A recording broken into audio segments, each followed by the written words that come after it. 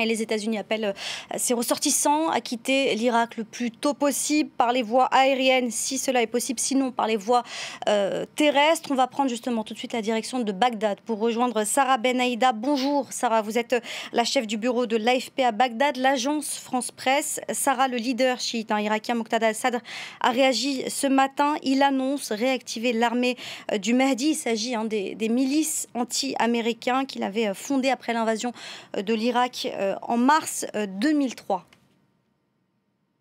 Et tout à fait, tout va très vite à Bagdad depuis le milieu de la nuit. Il y a eu ce raid qui a tué Qassem Soleimani, l'Iranien, mais qui a aussi tué Abu Mahdi el-Mohandis, qui est un des chefs des paramilitaires qui sont maintenant intégrés à l'État pro-Iran en Irak. Donc très vite, le Premier ministre a réagi. Il considère que c'est une agression contre son pays.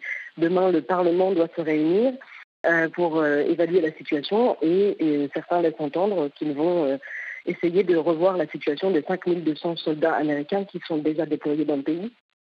La plupart des chefs des forces paramilitaires en Irak ont multiplié les déclarations. Pour eux, c'est une agression inacceptable. Ils ne laisseront pas passer. Ils appellent leurs hommes à se tenir prêts. Le Hashd Sha'bi, qui est donc cette coalition des paramilitaires pro-irakiens, compte au moins 120 000 hommes en Irak. Tous ces hommes-là annoncent aujourd'hui qu'ils sont prêts à réagir. L'ambassade américaine, effectivement, a déjà appelé ses ressortissants à quitter le pays. Les bruits de bottes, en tout cas à Bagdad, sont de plus en plus forts et de plus en plus pressants. À la mi-journée, le grand ayatollah Ali Sistani doit s'exprimer. C'est une figure tutélaire de la politique irakienne et il pourrait peut-être donner des indications sur ce qui va se passer en Irak. En tout cas, la vie est toujours normale à Bagdad pour le moment, mais tout le monde attend de voir quelles vont être les conséquences d'un raid aérien que personne ne pouvait imaginer et qui a laissé tout le monde ici sous le choc. Et les pro-Iran en Irak, qui ont de plus en plus d'influence, font de plus en plus monter la pression.